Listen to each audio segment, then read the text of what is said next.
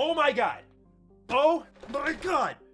Dude, do you understand what this means, Revan? Okay. Okay. Dude. Okay. Okay. This actually might be the week. I know some of y'all are very protective of me and you're like, no, Matty, no. Like Walter White in the back of the car. I know I might be setting myself up for heartbreak here, but this means something to me. This is everything to me, man. The amount of shower thoughts I have about KOTOR Remake, I don't care if that sounds weird. I will be scrubbing my head being like, dude, what's the combat like? That's me, dude. I am so invested because this is my favorite game of all time being remade, and it has been such an emotional journey getting here. KOTOR fans know we got an unfinished sequel, which we all love. We never got a third game to finish up the storyline because it got canceled. And now this road to the remake has been having more trials and tribulations than I ever could have anticipated. Famously, Aspyr, who was working on the remake, and they did a bunch of Star Wars ports beforehand, so I thought, okay, this could be a good match, gets kicked off the project. PlayStation wasn't happy with it, pulls the trailer, and we thought it was done there. After that, Saber Interactive picks the project up. Definitely not my first selection for a remake of my favorite RPG of all time, but Saber's a great developer, and at least the project's afloat. All we've heard from them is, hey, it's alive. We're working on it. But obviously inheriting someone else's project isn't always great news. And obviously with a lot of games that are in development for a long period of time, what exactly is this game we're going to be like? You know, is it going to be a remake of a remake of a remake? Like, what is it going to be? It haunts me to no end. But if it looks great, it will be an insufferable version of Matty that you've never seen before. Some of you bitch up a storm like, he's talking about Fallout again. Dude, I don't think you get how hard I love KOTOR, and I will go to the ends of the earth for this game. The following video is sponsored by Rocket Money. We've talked about it numerous times on the channel, whether it's just your general bills to video games. Life is really expensive right now, and it's always a good time to save money, which is why we've teamed up with Rocket Money numerous times on the channel. But this time, for real, it's worth checking out Rocket Money. They have a great demo mode on the app so I can show you, but I was on some foolishness here, and like I did not have Rocket Money for a little bit after I thought I had things on lock, and I got away from myself. When you load up all of your accounts on here, it's actually so impressive how quickly it picks up. I'm like, I had so many unaccounted for subscriptions, like almost 20. What? Okay, canceled half of those. I was like, since when? I consider myself someone who's on top of their finances big time. I have to be. When I realized I was slipping like that, Rocket Money paid for itself. Like straight up, that was the moment for me. I went, wow, dude, like I am so proud of how I handle my finances, and I'm still, I guess, not great at it. So what does Rocket Money do? It gives you a singular view of all of your finances. From there, it manages things like your budgeting and your spending. So you can set goals for yourself, and it'll help you move little bits of money over to a savings account that allow you to work toward that goal gradually without it being a hassle, without it being stressful, which is the big thing that finances bring into the picture. They also help you save money. They'll either negotiate your bills for you, like, hey, the prices went down on that, we'll handle it for you, or they'll straight up say, we'll cancel your subscriptions for you, the ones that you forget about. They'll make the calls, they'll go to the sites, they'll cancel it for you. You just swipe away. It's amazing. And the best part is, with everything I just talked about, it's not like you're loading one subscription at a time. It's literally just like link your bank accounts and go. It's awesome. So what are you waiting for? Go to rocketmoney.com/MattyPlays to get started for free. You can also scan the QR code you've seen on screen this entire clip here, or use the link in the description down below to unlock even more features when you sign up for premium. Shout out to Rocket Money for sponsoring today's video. Okay, so with that set up, why am I freaking out for those not caught up? A, this might be the week we actually see it.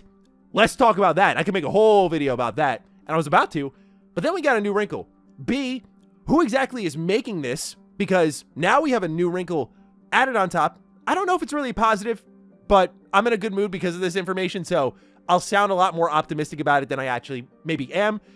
And then finally, a KOTOR 2 remake? Okay, lots to unpack here. Let's talk about it. Starting off with ground zero, right? We got to get KOTOR 1 remake to get to KOTOR 2.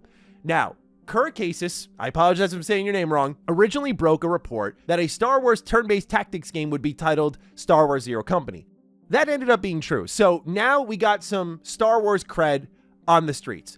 They mentioned on December 3rd that there would be a big Star Wars game announcement coming soon, and they said the title of the game ends with The Old Republic. Now, that alone, I mean, my poor Twitter account, man, getting bombed with mentions on this one. And of course, rightfully so. I saw this and went, dude, Game Awards soon, big announcement. But they call it an announcement. KOTOR Remake's already been announced. Is it a re-reveal by Saber Interactive? Is this Star Wars The Old Republic coming to consoles? I wouldn't hate that, but it feels like just completely out of nowhere. Is it KOTOR Remake 2 now? Is that on the menu? Or is it a damn Total War game? Okay, so a lot of the Total War communities come to me and been like, dude, pipe down. This is our time. And that's because Creative Assembly has teased that on December 11th, they are going to be revealing a new Total War game that marks one of the most ambitious projects in the franchise history, marking a new beginning of an exciting era, and we hope to see you there. Now, okay, hang with me here. Seeing that this special announcement's teased and then the Old Republic's floated out there, of course, Star Wars and Total War would be a match made in heaven. It has to be that, right? Well, we're not 100% sure on that because Reddit gaming leaks and rumors naturally spotted the 40K label in the Total War dev tool library during their own anniversary stream. You can see it on screen here. It's toward the bottom of the list. Interestingly, it was also spotted that there was fleet action, to become evasive, disengage, fire missiles, which is suggesting more of a space theme. But given that 40K is mentioned in the library, people are thinking that this is likely a Total War Warhammer 40K reveal, which is still sick. The Warhammer 40K universe is amazing. But part of me, of course, selfishly so, sorry Total War fans, because I know Star Wars would be an incredible fit, is like, yes, I think it's actually going to happen, dude. This actually low-key confirms that KOTOR is going to be the thing showing off. The only thing that has me thrown off balance here is the way Kirk Cases kind of framed it to us, saying like it's going to be a new game reveal. And obviously with everything that happened with the KOTOR remake, it's transitioning from Aspire over to Saber Interactive, and it's been off the market for a while. We never really got a gameplay reveal. It technically would be the actual reveal of the game, especially after years of uncertainty and doubt. Like, it would be, but is he really leaking this information under that complete technicality, or is it another new Old Republic project? I mean, again, I always go back to it could be the MMO in some way, shape, or form, like moving it over to consoles, and it's like maybe a single player version of the MMO. I don't know. It could be a lot of different things within the Old Republic universe. It could, I know it sounds crazy because there's no KOTOR remake for the first or second game, but it could just be a third game. That would be the most insane moment of human history. I don't know. There's a lot of guesses, but I think if I'm trying to ground myself, I think KOTOR Remake makes the most sense here, but this kind of takes Total War out of the conversation and brings us back to square one where all of our brains initially went with that first leak, which is it's got to be the KOTOR Remake, right? Now, who is working on the KOTOR Remake? Well, we're going to jump over to Stephen Totilo, who dropped a massive report over on GameFile about what happened to the KOTOR 2 restored content mod that was supposed to launch with the Switch version of KOTOR 2 that Aspire was porting. We covered this because it was a big old lie that we thought was told to us, and it was a major years-long legal battle behind the scenes to basically determine the legality of this mod, because some of this mod was handled by players, as in like literally they added parts of the game themselves in. Other parts were Obsidian's code. And effectively what they were trying to figure out here is how do we get everyone to sign off on this content? It's a really fascinating read and gives you a good glimpse behind the scenes on why, for example, Bethesda fans out there, mods aren't really officially endorsed by Bethesda in a major capacity, because outside of Creations now, but outside of that, when we see those big high-level mods like a Fallout London not getting a lot of that, you know, official level support from Bethesda to make it an official release, we see why, how many hoops you got to jump through to make sure that this can actually be officially released. This DLC story is so telling and very informative, and I'll have Totilo's report down below for you to check out. 100% worth signing up for. Really did the deep dive and went through years of emails, and it's fascinating. So awesome work to him. Again, please check that out. In all of this, we learned not only about who is making KOTOR 1 Remake beyond Saber Interactive, but also we learn about a KOTOR 2 Remake. And I used to pray for times like these, dude. Oh my God. But it's the caveat of who's making it at the end of the day. And that's the thing that does hang me up a little bit. If I put on my, I don't have my objectivity hat next to me, but man, if I threw it on, That's the only thing that stopped me. Okay, so let's read. They say when referring to Juliet, which by the way, Juliet is the code name for the KOTOR 2 remake we'll talk about next, that it's still on the roadmap, but also that they're starting with the KOTOR 1 remake, and Aspyr isn't working on those games, they added. When Kim asked who is, Riley said the studio handling them is Saber-owned Madhead Games. Madhead Games, if you go to their website, is not only responsible for Clive Barker's Hellraiser revival, which the first trailer looked kind of rough, but the second look at it did look improved, but also they say that they are working on an unannounced AAA game based on a famous and beloved IP that fans will eagerly anticipate. While we can't reveal too much yet, this is by far the biggest project we have ever developed, and we promise it'll generate some serious hype. So yeah, pretty dead giveaway here between the information we got from GameFile and that right there. Kind of a good match. Okay, so just to unpack this a little bit, I feel very conflicted in the same way that for those of you who watched me talk about Ninja Turtles, The Last Ronin, and how the developers of that game only did the Destroy All Humans remakes, it's like, yes, the thing I love is getting a game. But when you look at who's making it, it's like, okay, that doesn't really track to me as a natural partnership. And when I look at a first-person survival horror developer who's doing like a good job with something here, I don't really look at that and go, that's my KOTOR remake developer. Now, this doesn't mean that they're a bad team or that they can't handle it. And also, them saying it's their biggest game yet, I'm like, how much are they building on top of the original KOTOR? Are we getting away from the original vision? Like, what's going on here? Because KOTOR, one of the things I love about it is that it is not this titanic, impossible to beat RPG. You know, it's a nice, healthy, like 25 hours.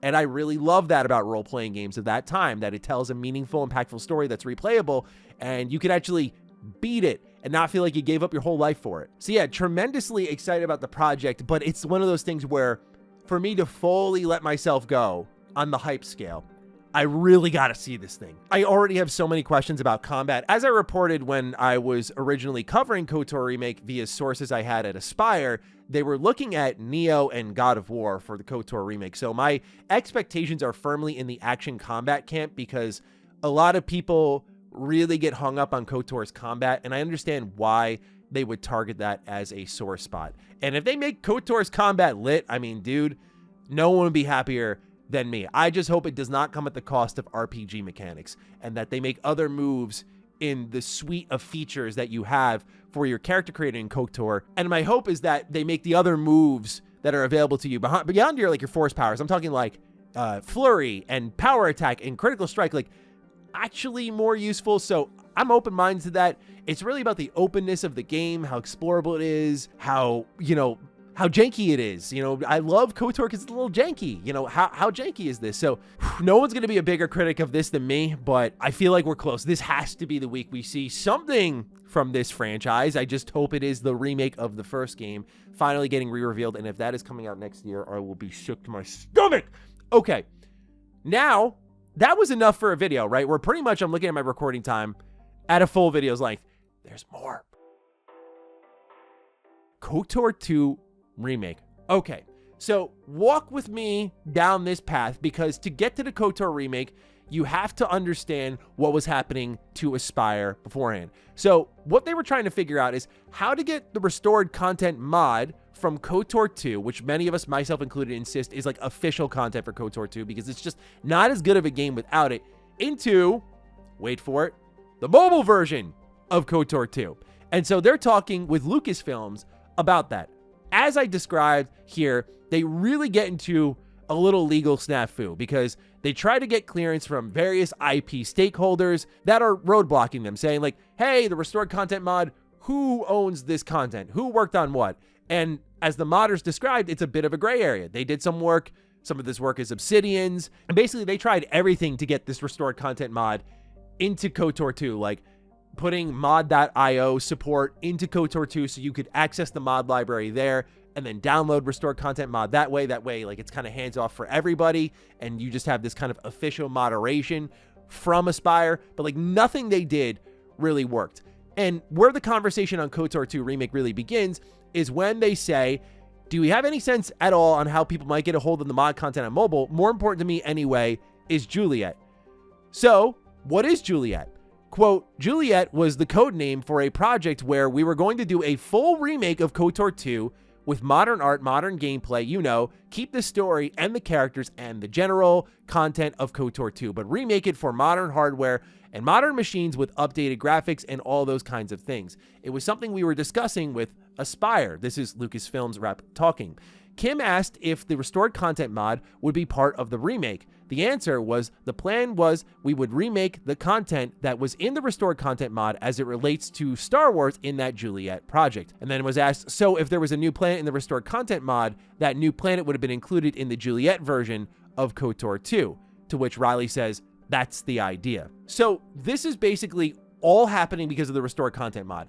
There were so many legal blockers to getting this restored content into the game that it led to the cleanest way possible doing this was to fully remake KOTOR 2. And while you were remaking it at Aspire, remake the restored content and include that in the game. And then it's official. Like there's no blurred line for legality. We know who owns this content, who built this content. It's now Disney's. And we're all safe and we get to enjoy the restored content. They also did propose the idea of remaking that restored content for the original KOTOR 2, but there was concerns at Aspire that, well, if we do it wrong or we do it badly, then, you know, that presents a whole other suite of issues here. Now, the thing that I get hung up on here is this quote at the front of the statement where we were talking about earlier in the video, where Mad Head Games is first mentioned. That aside will surely get Star Wars gaming fans buzzing, though I can't confirm the status of the remake. Kim's deposition of Riley happened this past March. Juliet, quote, is still technically on the roadmap, end quote. Riley told Kim that we're starting with the remake of KOTOR 1. And again, plural here, Aspire isn't working on those games, which means that the plan has basically transitioned over from Aspire to Saber Interactive. Why is this significant? Well, guess who was on top of it, y'all? It was actually 100% Star Wars, who first reported that a KOTOR 2 remake was in the works at Aspire while they were working on KOTOR 1 remake. I corroborated that report because as I had been on top of some of the reporting in the past for the KOTOR remake, this is something I heard, I checked my notes, I heard back in like 2021 or 2. Like I heard this a while ago that there was a KOTOR 2 remake that was going to quickly follow up a KOTOR 1. So it sounds like to me, based on my information and then what's here, is that they basically took the plan for Aspire and moved it over to another developer. So I think that is at least encouraging because my hope is when you remake these two games that we finally get to KOTOR 3 after all this time. Obviously, there's a long road there of like getting these games right. And no doubt, I mean, some actors have actually passed away for KOTOR 2. So there is also that reality of like getting these characters right on multiple levels, like finding good replacements, that sort of stuff. But I mean, it's just unbelievable to be talking about it because I thought when Aspire lost the project, that was dead. It was more like, I don't even know if we're going to get KOTOR 1 remake, but reading this as of March 2025, that there is still a KOTOR 2 remake on the roadmap, that is a big wrinkle to me. And it shows the dedication to like, we are going to go and finish at least KOTOR 1 remake to get to that second game. Obviously, KOTOR 1 remake needs to be great.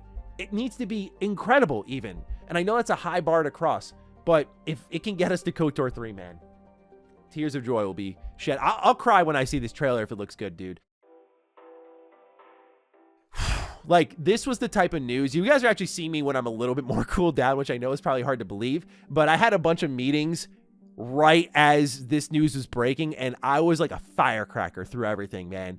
And you actually see me like 6 hours after the news had broken, finally recording this at like almost midnight now, dude. But just like, I really hope we see KOTOR 1 remake at the show, man. I really do. I'm really trying to get my stream stuff ready to go so I can react to the showcase, because if it's there, it's like something that I want to do with all of you, but also I want to have that moment captured the first time we actually see this game in motion, because it kind of reminds me of Fallout 4, where I'm not like a, you know me, I'm not like a big reaction guy. Like, I like to do the live stuff, but like when I say reactions, I'm talking about like grabbing that video and re-uploading it. But like, I really regret not doing that for Fallout 4. That was such an important moment in my life, and I left it as like a Twitch highlight, never downloaded or anything. Someone had it up on YouTube, and I think that person deleted their account, or just maybe didn't like me, was like, fuck this guy, delete.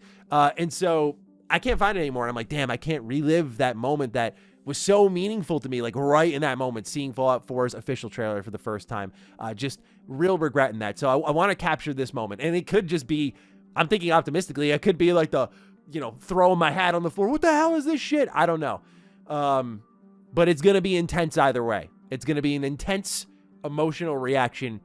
Prepare yourself accordingly. The Matty is arriving. Okay, ladies and gentlemen, I've rambled enough. I'm just like, okay, I'll say it a million times. Like, I'm just excited. I just hope it's there, and I hope it looks great. But I'm rambling now. Thank you for being here.